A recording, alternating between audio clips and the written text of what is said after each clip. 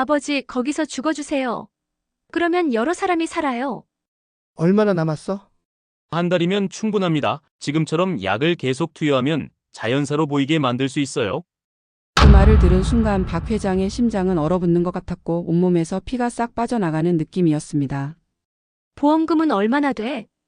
윤서의 목소리는 차갑고 계산적이었으며 한상우가 숫자를 읊었습니다.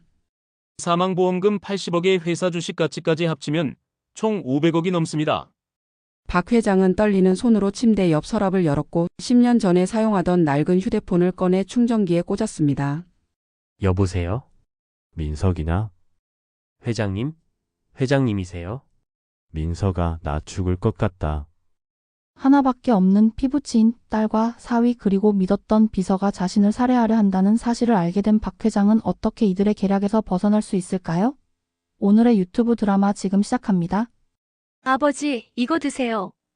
딸 윤서의 목소리가 꿀처럼 달콤했지만 68세 박영철 회장은 손에 든 약병을 내려다보며 뭔가 석연치 않은 느낌을 지울 수 없었습니다.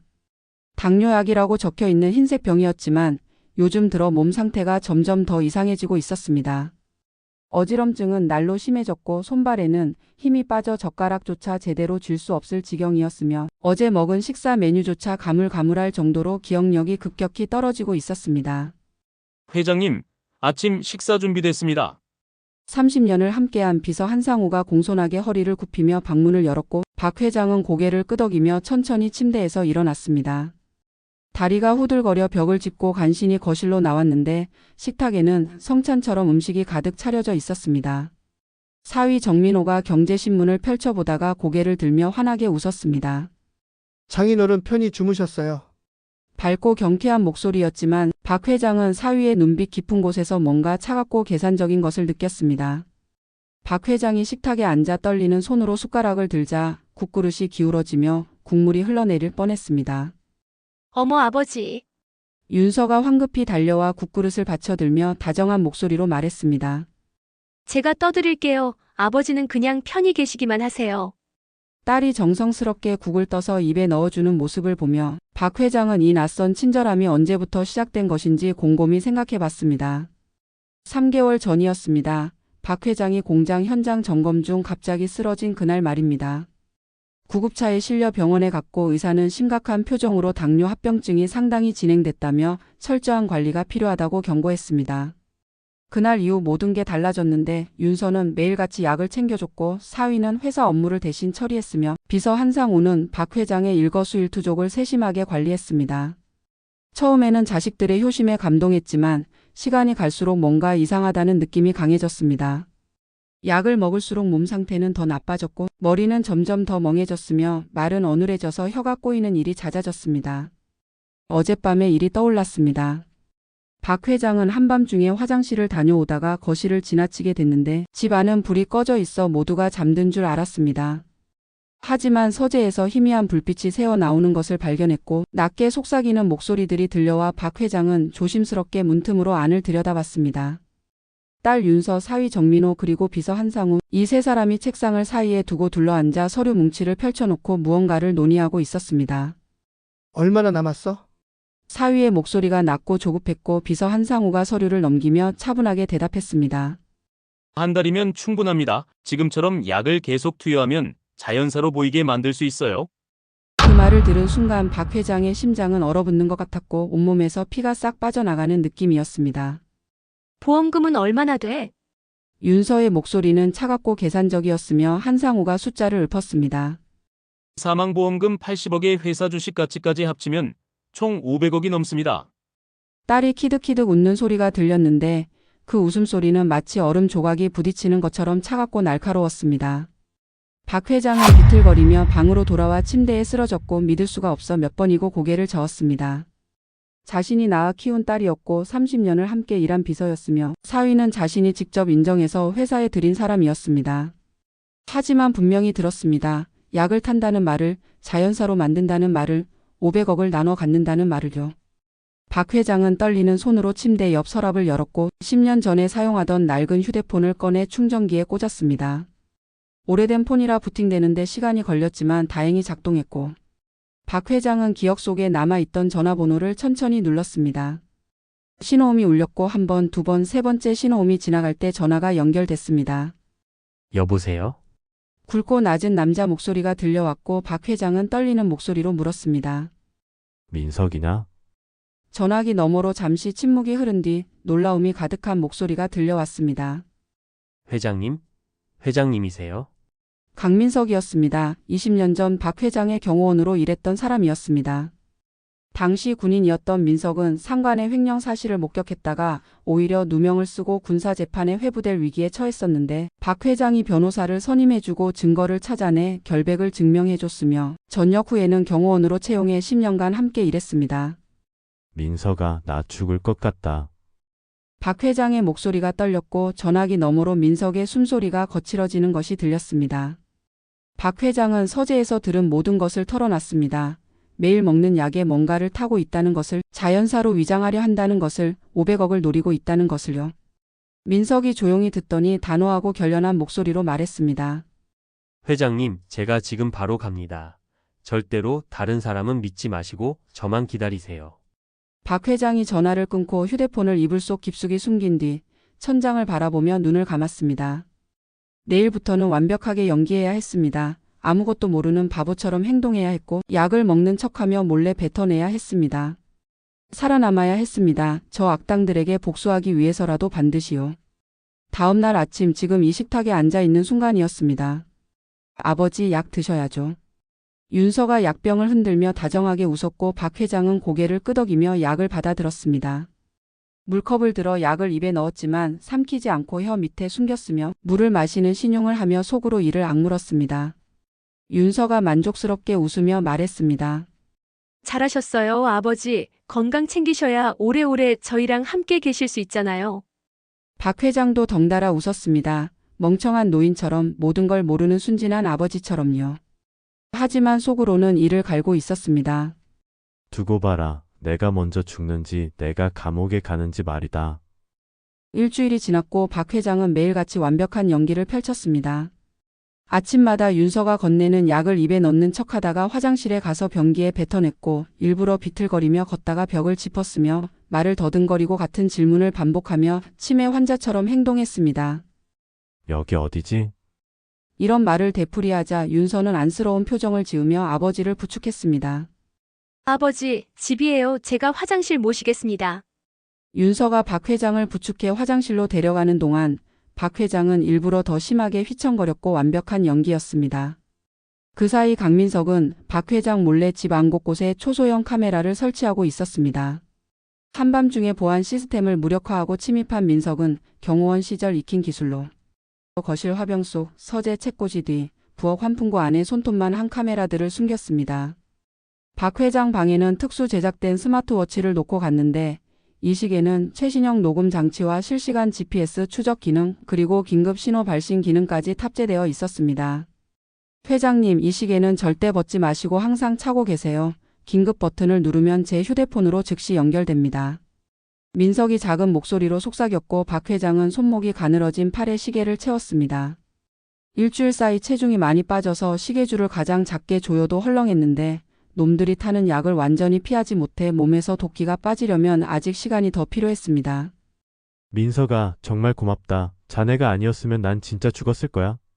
박 회장이 떨리는 목소리로 말하자 민석이 두 손으로 박 회장의 손을 꽉 잡으며 단호하게 말했습니다. 당연한 일입니다. 회장님 꼭 살아계셔야 합니다.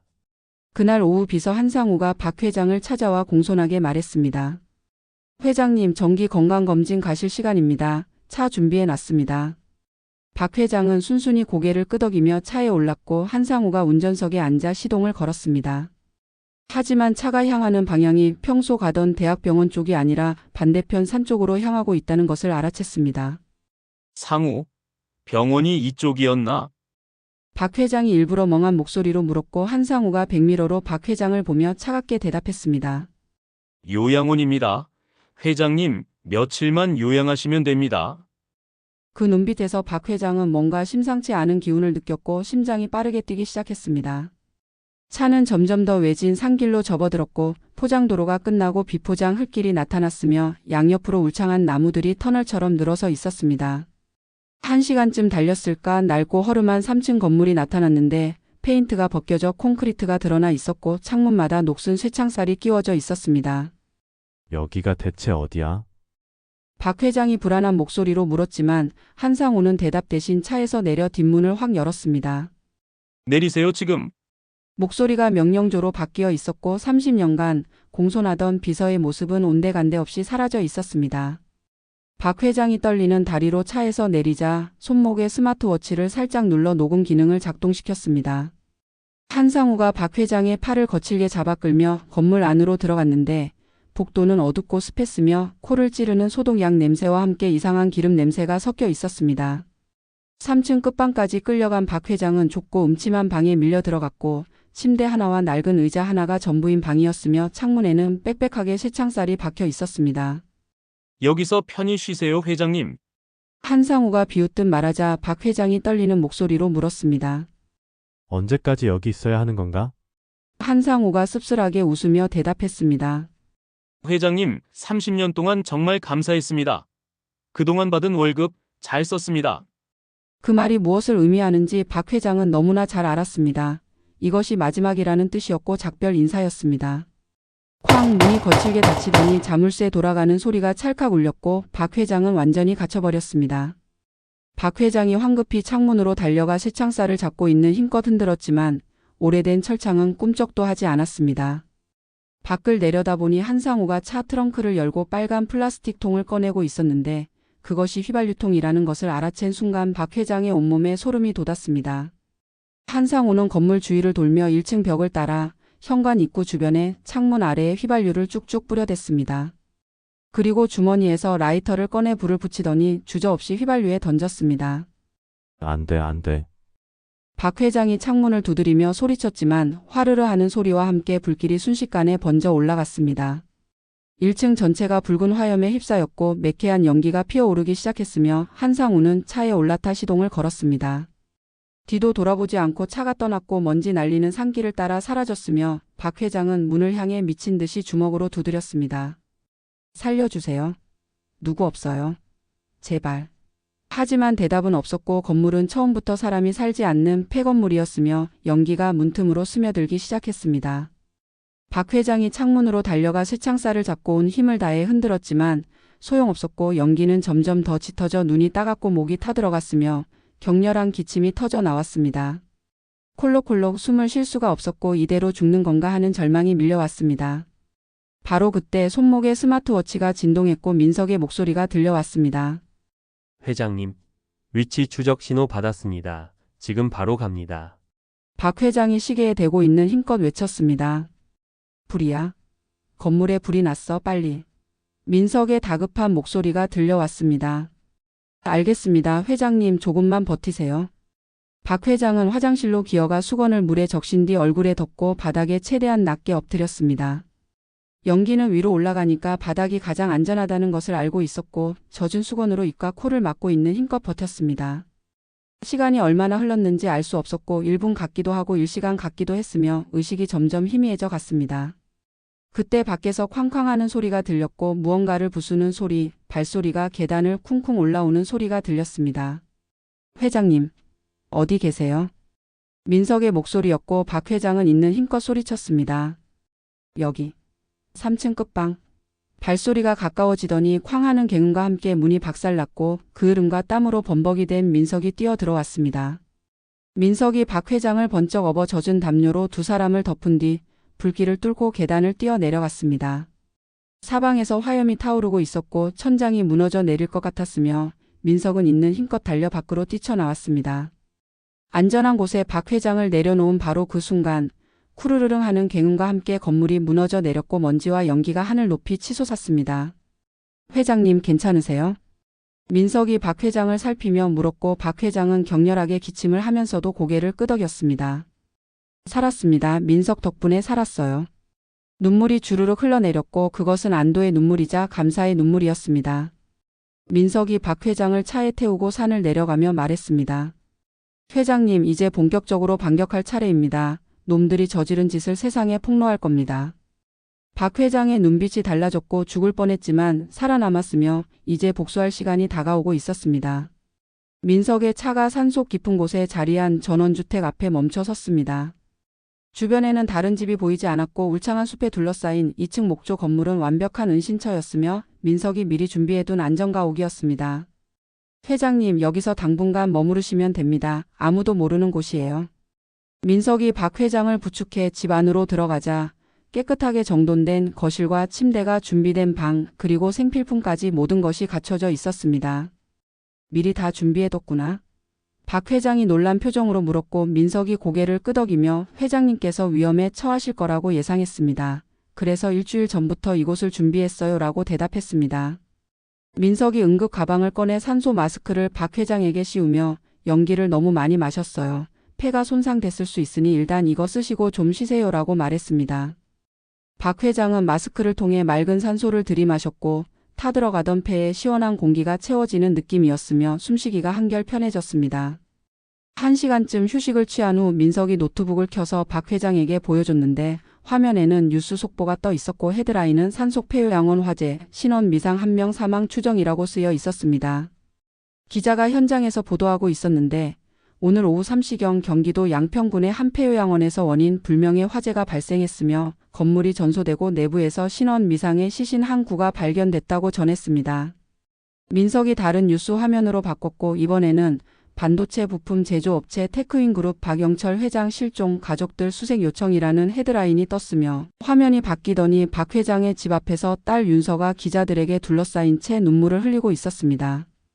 아버지, 제발 어디 계시든 무사히 돌아오세요. 저희가 얼마나 걱정하는지 아세요? 윤서가 손수건으로 눈물을 닦으며 울먹였고 아버지께서 최근 건강이 많이 안 좋으셨어요. 어디로 가셨는지 전혀 모르겠고 너무 걱정돼서 미치겠어요 라고 말했습니다. 옆에서 사위 정민호가 침통한 표정으로 윤서의 어깨를 감싸 안았고 저희 온 가족이 총동원돼서 찾고 있습니다.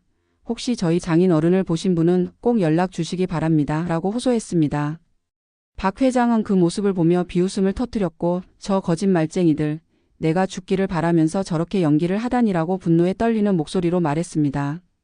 민석이 다른 창을 열어 실시간 검색어 순위를 보여줬는데 1위는 박영철 회장 실종, 2위는 테크윈그룹 화재 사건, 3위는 양평 요양원 화재 사망자였으며 온 나라가 이 사건에 주목하고 있었습니다. 놈들이 날 죽은 사람으로 만들려는 거로군. 박 회장이 이를 갈며 말했고 민석이 오늘 요양원에서 녹음된 음성 파일을 재생했습니다. 회장님, 30년 동안 정말 감사했습니다. 라는 한상호의 목소리와 함께 발소리, 문 닫히는 소리, 열쇠 돌아가는 소리, 그리고 밖에서 휘발유 뿌리는 소리와 불 붙이는 소리까지 모든 것이 스마트워치에 고스란히 녹음되어 있었습니다. 증거는 충분합니다. 회장님, 민석이 단호하게 말했고 노트북 화면을 다시 바꿔 박 회장 집 내부 CCTV 영상을 보여줬습니다.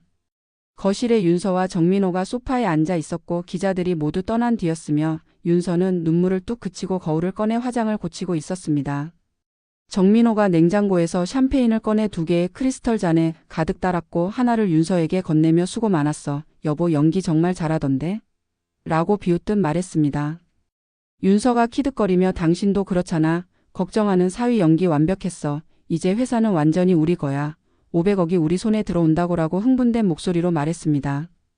박 회장은 그 장면을 보며 주먹을 불끈 쥐었고 손이 부들부들 떨렸으며 분노가 온몸을 타고 올라왔습니다. 회장님, 이제 세상 모든 사람들은 회장님이 돌아가신 줄 알게 될 겁니다. 민석이 조용히 말했고 그럼 나는 공식적으로 죽은 사람이 되는 건가? 라고 박 회장이 물었습니다. 민석이 고개를 끄덕이며 경찰이 요양원 화재 현장에서 발견된 시신의 신원 확인을 할 건데 심하게 불에 탄 상태라 DNA 검사를 해야 하고 놈들이 회장님의 DNA 샘플이라며 거짓 자료를 제출할 겁니다. 라고 설명했습니다. 민석이 또 다른 파일을 열었는데 복잡한 엑셀표가 화면에 나타났고 날짜, 금액, 계좌번호, 거래 내역이 빼곡하게 적혀 있었습니다. 이게 뭔가? 박 회장이 물었고 민석이 단호하게 사위 정민호가 회사 자금을 횡령한 내역입니다. 3년 동안 무려 120억 원을 빼돌렸어요.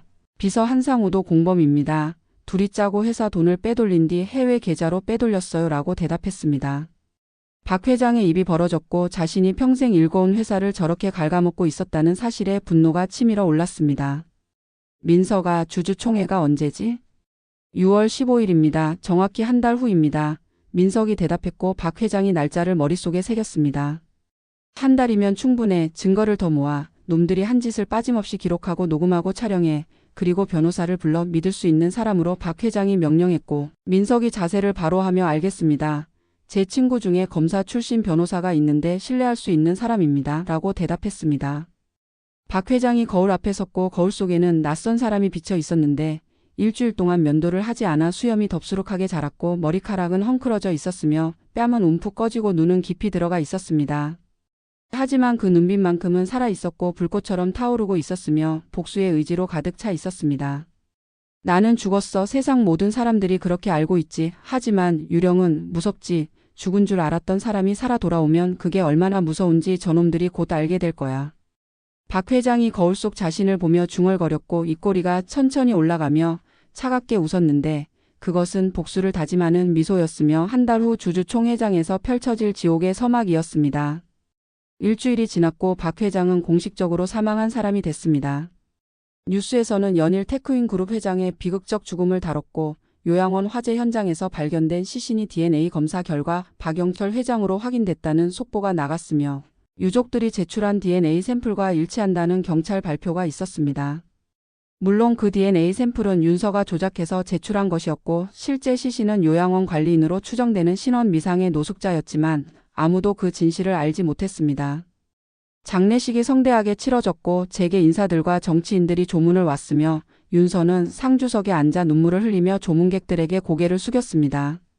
전원주택에서 그 모습을 지켜보던 박 회장은 TV 화면을 보며 쓴 웃음을 지었고 전현이 내 장례식에서 눈물을 흘리고 있구나. 내가 살아있는데 말이야 라고 중얼거렸습니다. 민석이 노트북을 들고 다가왔고 회장님, 본격적으로 증거 수집을 시작했습니다. 지난 일주일 동안 집 안 곳곳에 카메라가 엄청난 자료를 확보했어요 라고 보고했습니다. 화면에는 수십 개의 영상 파일이 정리되어 있었고 날짜별, 장소별, 인물별로 분류되어 있었으며 민석이 그중 하나를 재생했습니다. 서재에서 윤서와 정민호 그리고 비서 한상우가 회의를 하고 있었고 테이블 위에는 회사 서류들이 펼쳐져 있었으며 정민호가 만족스러운 표정으로 말했습니다. 주식 명의 이전 완료됐어. 이제 회사는 법적으로 윤서 명의야. 500억짜리 회사가 우리 거지. 윤서가 웃으며 보험금은 언제 나와요? 라고 물었고 한상우가 서류를 넘기며 사망 확인서 나왔으니까 이번 주 안으로 80억이 입금될 겁니다. 생명보험 2군데, 상해보험 1군데 총 3군데에서 나옵니다. 라고 대답했습니다. 박 회장은 그 영상을 보며 주먹을 불끈 쥐었고 목소리를 낮춰 다음 거 보여줘라고 말했습니다. 민석이 또 다른 파일을 열었는데 이번에는 부엌에서 촬영된 영상이었고 윤서가 전화통화를 하며 웃고 있었습니다. 엄마 나야. 응 아빠 보험금 80억 나왔어. 그중 20억은 엄마 드릴게. 윤서가 달콤한 목소리로 말했고 전화기 너머에서 어머니로 추정되는 사람의 기쁜 목소리가 들렸습니다. 우리 딸 효년에 그 돈으로 엄마 강남에 아파트 하나 사줘. 윤서가 키득거리며 그럼요 당연하죠라고 대답했습니다. 박 회장의 얼굴이 굳어졌고 장모까지 공모자였구나. 온 집안이 다 썩었어라고 쓴 웃음을 지었습니다.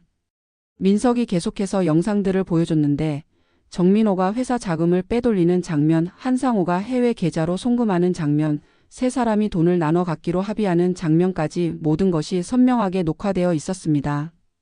이 정도면 충분합니다. 형사 고발하고 민사 소송 걸면 전부 감옥 가고 재산 환수할 수 있어요. 민석이 단호하게 말했고 박 회장이 고개를 저었습니다. 아니야 아직은 때가 아니야. 저놈들이 가장 높이 올라갔을 때 떨어뜨려야 해. 그래야 제대로 망가지지. 박 회장이 창밖을 바라보며 말했고 주주총회가 언제라고 했지? 라고 물었습니다.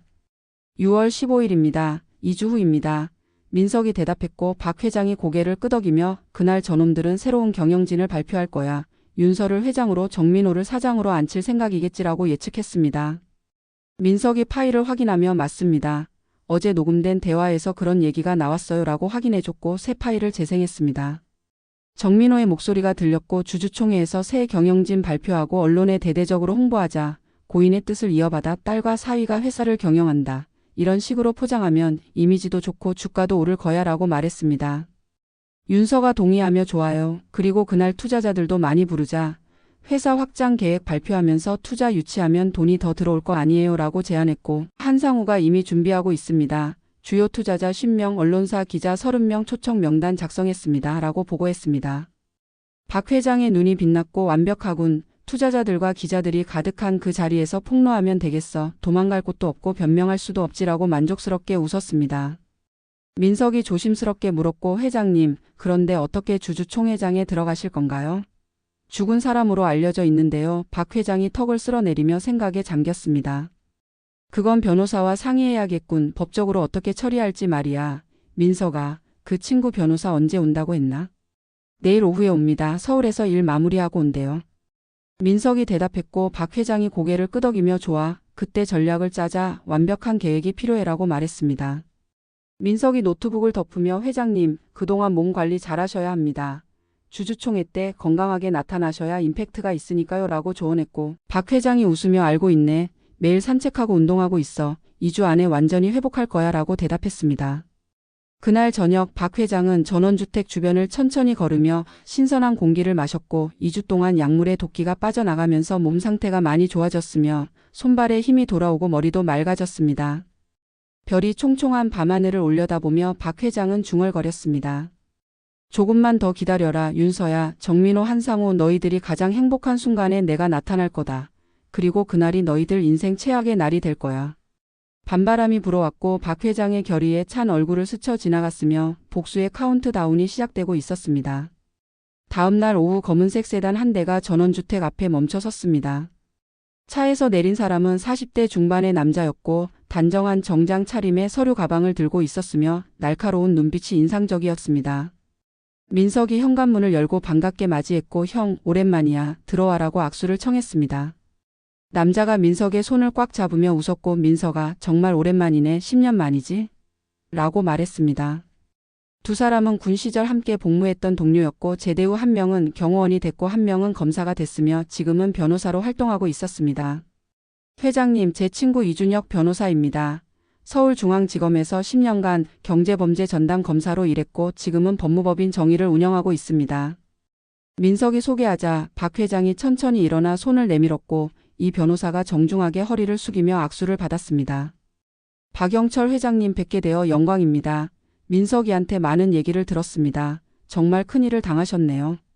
박 회장이 씁쓸하게 웃으며 큰일이라기보다는 배신을 당했지요. 그것도 내가 가장 사랑했던 사람들한테 말입니다. 라고 대답했고 세 사람은 거실 소파에 둘러 앉았습니다. 이 변호사가 서류 가방에서 노트북과 파일들을 꺼내 테이블 위에 펼쳤고 민석이한테 대략적인 상황은 전달받았습니다. 살인 미수, 보험 사기, 횡령, 배임, 문서 위조 등 여러 제목이 성립될 것 같은데요. 증거부터 확인해 보겠습니다. 라고 말했습니다. 민석이 USB를 건네줬고 이 변호사가 노트북에 연결해 파일들을 하나씩 열어봤습니다. 요양원 화재 녹음 파일, 집안 CCTV 영상들, 보험금 관련 대화 녹취, 횡령 증거 서류들까지 모든 자료를 꼼꼼히 검토했고 30분쯤 지났을 때 이 변호사가 고개를 끄덕이며 입을 열었습니다. 증거는 충분합니다. 이 정도면 형사고발과 민사소송 모두 승소 가능성이 99%입니다. 특히 요양원 화재 녹음 파일은 결정적이에요. 비서 한상우의 살인 미수가 명백하게 입증됩니다. 이 변호사가 말했고 박 회장이 몸을 앞으로 기울이며 물었습니다. 그런데 문제가 있지 않나요? 나는 지금 법적으로 사망한 사람인데 죽은 사람이 어떻게 고소를 하고 법정에 설 수 있습니까? 이 변호사가 미소를 지으며 바로 그 부분을 설명드리려고 합니다. 라고 대답했고 노트북 화면을 돌려 박 회장에게 보여줬습니다. 사망 선고 취소 신청이라는 제목의 법률 문서가 떠 있었고 이 변호사가 설명을 시작했습니다. 회장님은 허위 사망 신고의 피해자입니다. 유족이 거짓 DNA 샘플을 제출해서 회장님을 사망자로 만들었으니 이건 명백한 공문서 위조죄에 해당합니다. 우리가 할 일은 회장님이 살아 계시다는 것을 증명하고 사망 선고를 취소하는 겁니다. 박 회장이 고개를 끄덕이며 계속 들었고 이 변호사가 말을 이었습니다. 절차는 이렇습니다. 먼저 회장님의 DNA 검사를 다시 받습니다. 신뢰할 수 있는 의료기관에서 정식으로 받아야 하고요. 그 다음 법원에 사망 선고 취소 신청서를 제출합니다. 동시에 경찰에 살인 미수와 보험 사기로 형사 고발장을 접수하고 검찰에 모든 증거 자료를 제출합니다. 박 회장이 진지하게 물었습니다. 시간은 얼마나 걸리나요? 이 변호사가 계산하듯 말했고 빠르면 일주일, 늦어도 2주 안에 사망 선고 취소 결정이 나올 겁니다. 회장님이 살아 계시다는 증거가 명백하니까 법원도 빨리 처리할 거예요. 라고 답했습니다. 박 회장이 만족스럽게 고개를 끄덕였고 좋습니다. 그럼 주주총회 전에 모든 게 정리되겠군요. 라고 말했습니다. 이 변호사가 한 가지 제안을 덧붙였고 회장님, 제 생각에는 주주총회 당일에 극적으로 등장하시는 게 어떨까 싶습니다. 법원의 사망 선고 취소 결정문을 받고 경찰의 수사 개시 확인서를 받아서 그걸 들고 주주총회장에 나타나시는 겁니다. 라고 제안했습니다. 박 회장의 눈이 반짝였고 그럼 저놈들은 도망갈 곳도 없고 변명할 수도 없겠군요. 투자자들과 기자들 앞에서 모든 게 폭로되는 거니까라고 만족스럽게 웃었습니다. 민석이 우려스러운 표정으로 물었고 그런데 형, 놈들이 미리 눈치채면 어떡해요? 도망갈 수도 있잖아요. 이 변호사가 고개를 저었습니다. 그래서 모든 절차를 극비리에 진행합니다. 법원 신청도 비공개로 하고 경찰 고발도 담당 수사관만 알게 하고 언론에는 일체 누설하지 않습니다. 주주총회 당일 아침에 체포영장을 발부받아서 회장님이 나타나는 순간 현장에서 바로 체포하는 겁니다. 박 회장이 박수를 치며 완벽한 계획이군요. 그렇게 합시다라고 결정했습니다. 그날 저녁 박 회장은 서울의 한 대학병원 VIP 진료실에 몰래 들어가 DNA 검사를 받았고 이 변호사가 신뢰하는 의사가 직접 체열했으며 결과는 3일 후에 나온다고 했습니다. 병원을 나오며 박 회장은 민석에게 말했습니다. 이제 며칠만 더 기다리면 되겠군. 그동안 집에서 무슨 일이 벌어지는지 계속 지켜보자. 저놈들이 무슨 짓을 더 하는지 다 기록해야 해. 민석이 고개를 끄덕였고 알겠습니다. 회장님, CCTV는 24시간 작동 중이고 저놈들의 모든 통화와 대화가 녹음되고 있습니다. 증거는 계속 쌓이고 있어요라고 보고했습니다. 차 안에서 박 회장은 창밖을 바라보며 생각했고 2주 후면 모든 게 끝난다. 저놈들의 거짓말도 배신도 탐욕도 전부 세상에 드러날 것이며 정의는 반드시 승리한다는 것을 증명할 것입니다. 밤하늘의 별들이 총총히 빛나고 있었고 박 회장은 그 별빛을 보며 조용히 다짐했습니다. 조금만 더 기다려라. 곧 심판의 날이 온다. 3일 후 DNA 검사 결과가 나왔고 박영철 회장 본인이 맞다는 확인서가 발급됐습니다.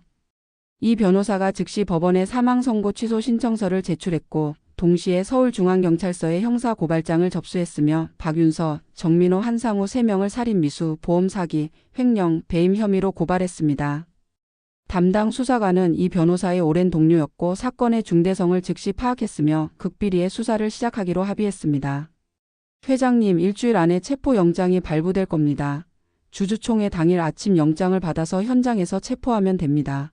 이 변호사가 자신 있게 말했고 박 회장은 만족스럽게 고개를 끄덕였습니다. 그 사이 민석은 계속해서 증거를 수집하고 있었고 특히 횡령 부분에 집중했으며 회사 경리부 김 과장의 도움으로 더욱 상세한 자료를 확보할 수 있었습니다. 회장님, 이거 보세요. 횡령 규모가 생각보다 훨씬 큽니다.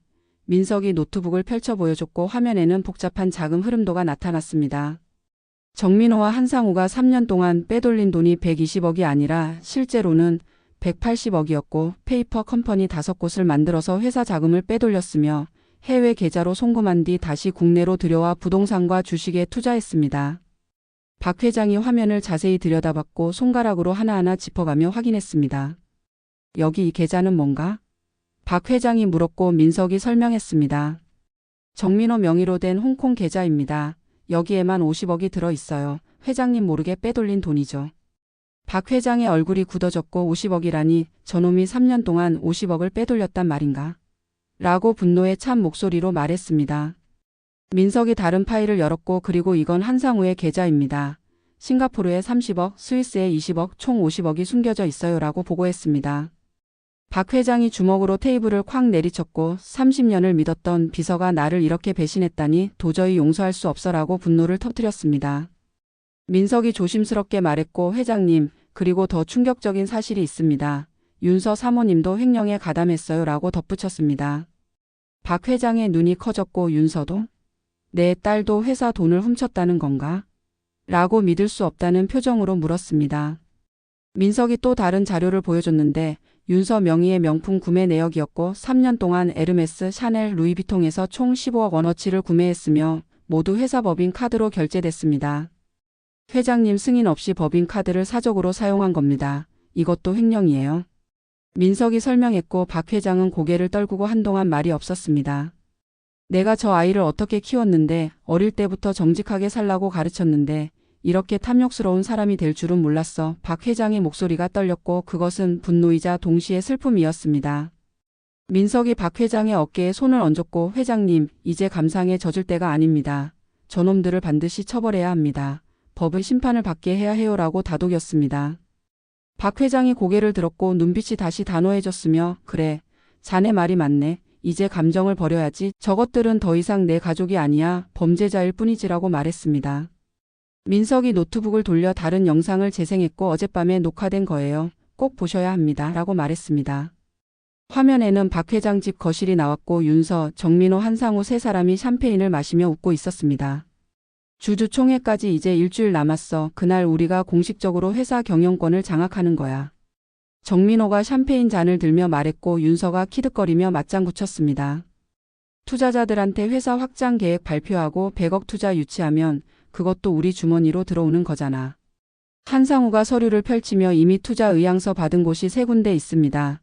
총 150억 규모입니다. 주주총회 끝나고 바로 계약하면 됩니다. 라고 보고했고 세 사람이 환호하며 잔을 부딪혔습니다. 건배. 우리의 성공을 위하여. 박 회장은 그 장면을 보며 이를 악물었고 저놈들이 아직도 끝이 아니구나. 회사를 완전히 망가뜨릴 작정이야. 투자금까지 빼돌리려는 거잖아 라고 분노했습니다. 민석이 고개를 끄덕이며 그래서 하루라도 빨리 막아야 합니다. 주주총회 때 모든 걸 폭로하고 저놈들을 체포해야 해요. 그래야 회사도 살리고 투자자들도 보호할 수 있습니다. 라고 강조했습니다. 박 회장이 일어나 창밖을 바라봤고 해가 지고 있었으며 붉은 노을이 하늘을 물들이고 있었습니다. 일주일 후면 모든 게 끝나는구나. 저놈들의 거짓말도 탐욕도 배신도 전부 세상에 드러날 거야. 박 회장이 중얼거렸고 민석이 옆에 섰습니다. 회장님, 준비는 완벽합니다. 증거도 충분하고 법적 절차도 진행 중이고 체포 영장도 곧 나옵니다. 이제 D-7입니다. 박 회장이 돌아서서 민석을 바라봤고 고맙네. 민석아, 자네가 아니었으면 난 진짜 죽었을 거야. 이 은혜는 평생 잊지 않겠네 라고 진심을 담아 말했습니다. 민석이 고개를 숙였고 회장님이 저를 살려주셨잖아요. 20년 전에 억울한 누명에서 구해주신 거 전 평생 잊을 수 없습니다. 이건 은혜를 갚는 거예요 라고 대답했습니다. 두 사람은 굳게 악수를 나눴고 그것은 복수를 향한 결의이자 정의를 향한 약속이었습니다. 밤이 깊어가고 있었고 별들이 하늘에 총총히 빛나고 있었으며 일주일 후 펼쳐질 대폭로를 향해 모든 것이 준비되고 있었습니다.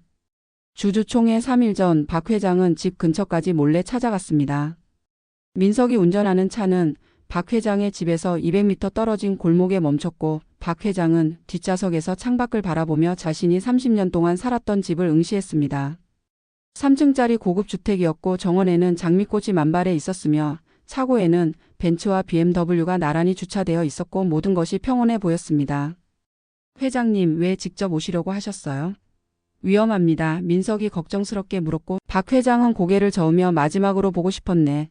내가 평생 일군 집을 그리고 저 안에서 무슨 일이 벌어지는지 직접 확인하고 싶었어라고 대답했습니다. 바로 그때 집 현관문이 열렸고 윤서가 나왔습니다. 검은색 명품 드레스를 입고 있었고 손에는 에르메스 가방을 들고 있었으며 선글라스를 낀 모습이 화려했습니다. 윤서가 차 열쇠를 꺼내 벤치에 올라타려는 순간 집 안에서 정민호가 뛰어나왔고 여보 잠깐만. 이라고 소리쳤습니다. 윤서가 돌아섰고 정민호가 다가와 뭔가 서류 봉투를 건넸으며 이거 변호사한테 전달해야 해. 주주총회 때 쓸 자료야 라고 말했습니다. 윤서가 봉투를 받아들며 알았어. 오늘 오후에 법무법인 들를 거니까 그때 주지라고 대답했고 두 사람이 짧게 키스를 나눈 뒤 윤서가 차에 올라탔습니다. 박 회장은 그 모습을 보며 주먹을 불끈 쥐었고 저렇게 평온하게 살고 있구나. 아버지를 죽인 사람들이라고 쓴 웃음을 지었습니다. 민석이 조용히 말했고 회장님, 저 여자 미행할까요? 어디 가는지 확인하면 좋을 것 같은데요. 박 회장이 고개를 끄덕이며 그래, 따라가 보게. 뭔가 또 꾸미는 게 있을지도 모르니까라고 동의했습니다. 민석이 시동을 걸었고 윤서의 벤츠를 적당한 거리를 두고 뒤따랐으며 차는 강남 쪽으로 향했습니다.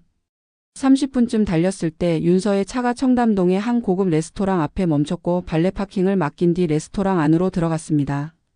민석이 차를 근처에 세우고 쌍안경을 꺼냈으며 레스토랑 창문 너머로 실내가 보였습니다.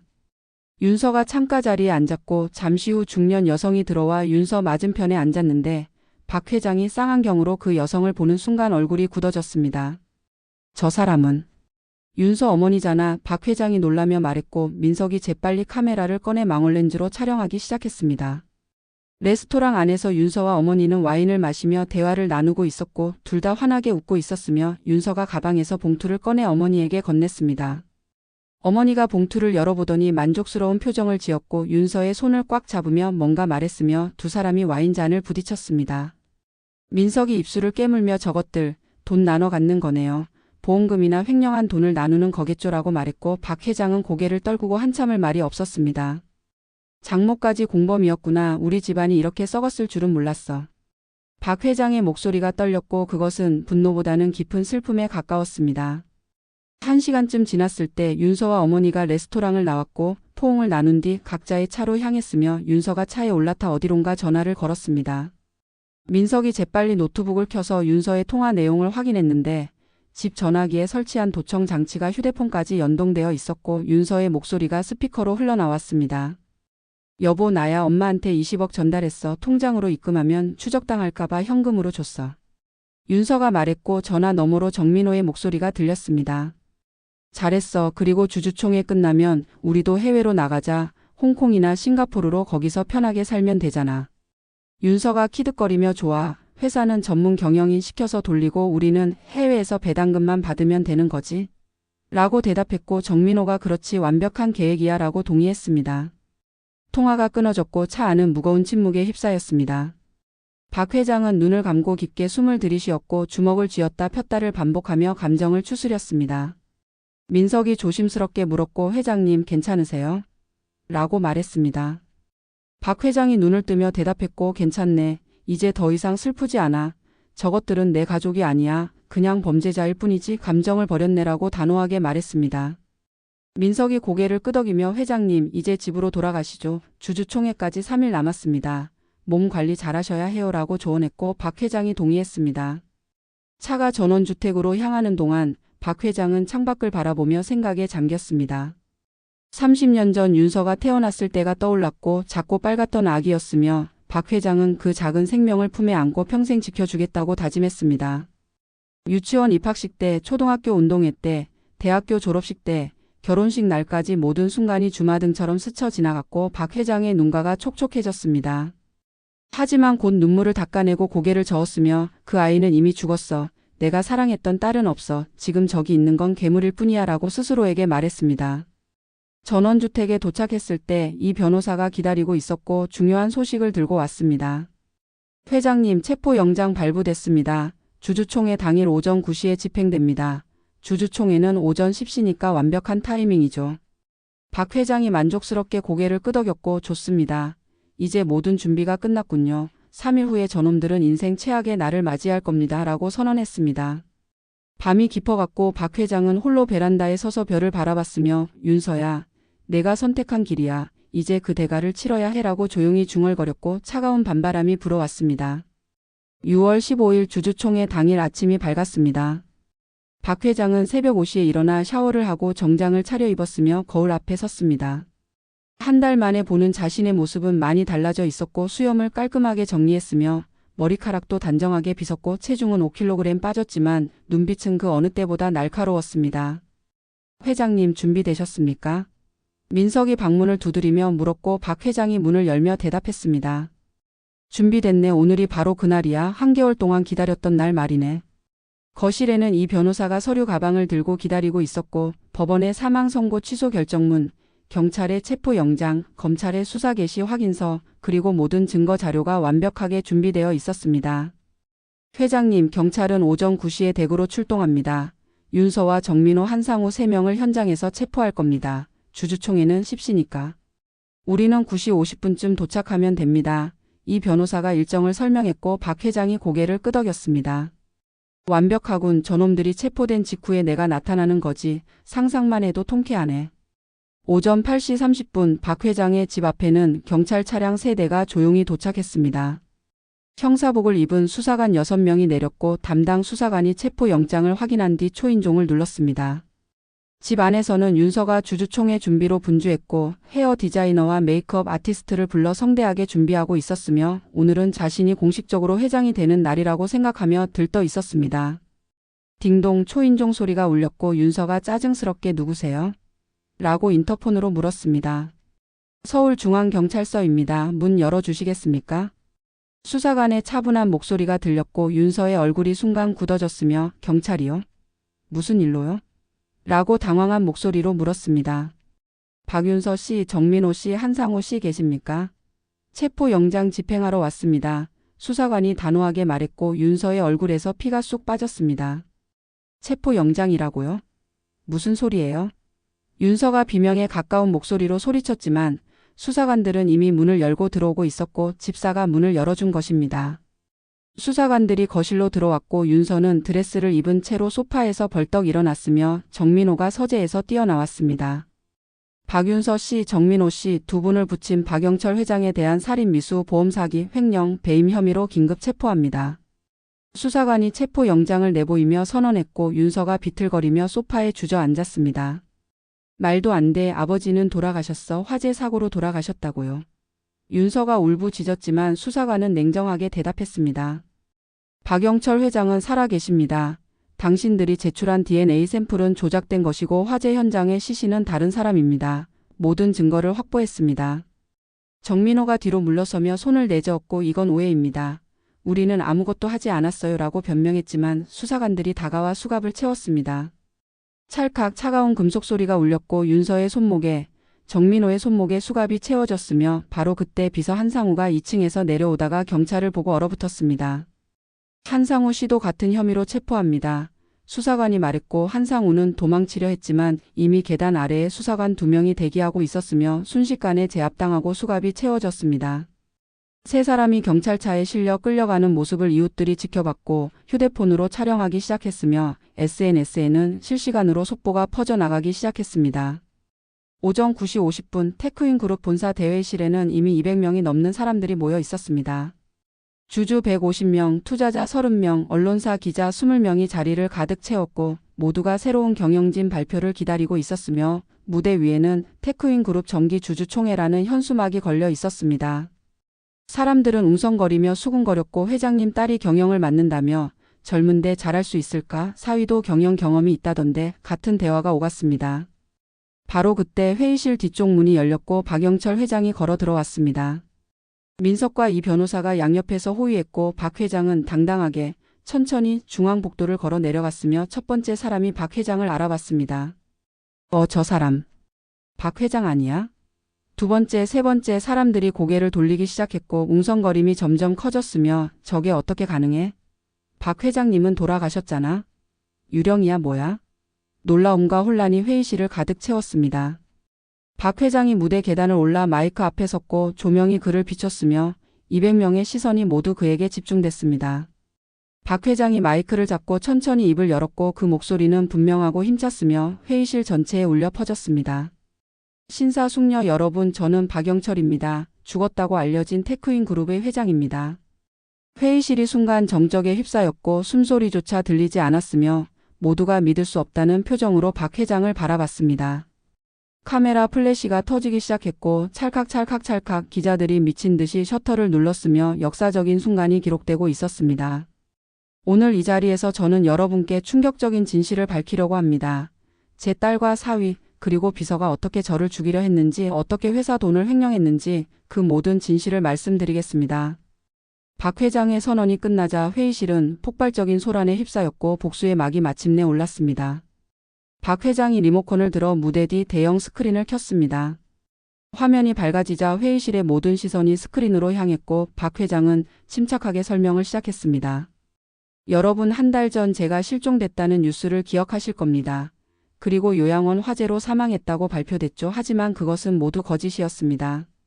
박 회장이 리모컨 버튼을 누르자 첫 번째 영상이 재생됐고 그것은 서재에서 윤서, 정민호, 한상우가 음모를 꾸미는 장면이었습니다. 얼마나 남았어? 한 달이면 충분합니다. 약을 계속 투여하면 자연사로 보이게 만들 수 있어요. 한상우의 목소리가 회의실 전체에 울려 퍼졌고 사람들은 숨을 죽이며 화면을 응시했습니다. 보험금은 얼마나 돼? 80억입니다. 회사 주식까지 합치면 500억이 넘습니다. 윤서의 목소리가 들렸고 회의실 여기저기서 놀란 탄식이 흘러나왔으며 세상에 저게 딸이 할 짓인가? 누군가 중얼거렸습니다. 박 회장이 화면을 멈추고 말을 이었습니다. 제 딸과 사위는 매일 제가 먹는 당뇨약에 독국물을 섞었습니다. 저를 서서히 죽이려 한 겁니다. 치매 환자처럼 보이게 만들어서 자연사로 위장하려 했죠. 박 회장의 목소리는 떨렸지만 단호했고 주먹을 쥔 손이 미세하게 떨리고 있었으며 하지만 저는 그 계획을 눈치챘고 몰래 증거를 모으기 시작했습니다. 라고 계속 설명했습니다. 다음 영상이 재생됐고 이번에는 부엌에서 윤서가 국에 약을 타는 장면이었습니다. 윤서가 주변을 두리번거리더니 주머니에서 하얀 가루를 꺼내 국에 털어 넣었고 숟가락으로 휘휘 저은 뒤 키득거리며 웃었으며 이거 먹으면 오늘도 골골거리겠네라는 음성이 선명하게 들렸습니다. 회의실이 술렁거렸고 기자들은 미친 듯이 노트에 받아 적었으며 카메라는 쉴 새 없이 플래시를 터뜨렸고 이건 특종이었으며 세기의 스캔들이었습니다. 박 회장이 화면을 바꿨고 이번에는 요양원 화재 당일의 차량 블랙박스 영상이었습니다. 차 안에서 찍힌 영상에는 한상호가 박 회장을 3층 방에 가둔 뒤 건물 주변에 휘발유를 뿌리고 불을 지르는 장면이 적나라하게 담겨 있었습니다. 회의님 30년 동안 정말 감사했습니다. 한상호의 차갑고 냉소적인 목소리가 들렸고 이어서 화르르 불길이 치솟는 장면이 나왔으며 회의실 여기저기서 비명에 가까운 탄식이 터져 나왔습니다. 저 비서가 회장님을 불태워 죽이려 했다고? 말도 안 돼. 주주 한 명이 소리쳤고 다른 사람들도 격분한 표정으로 고개를 끄덕였습니다. 저는 그 불길 속에서 간신히 구조됐습니다.